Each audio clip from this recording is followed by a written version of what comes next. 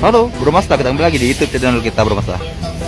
Nah, kali ini kita kedatangan tamu nih Bro Mazda di terminal tipe A Banda Aceh, tepatnya tanggal 14 ya, tanggal 14,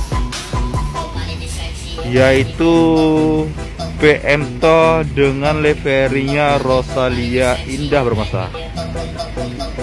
Rosalia Indah, tapi kita lihat kondisinya cukup baik Bro Mazda, cukup baik tanpa mengubah ataupun kembali ke liverinya PM TO Mas. Soalnya ini unit dari JB2 ya, JB2. Kita coba lihat sekitar aja nih Mas, sekitar. Dan ini baru tiba juga nih Mas, baru tiba barusan di terminal tipe A Banda Aceh.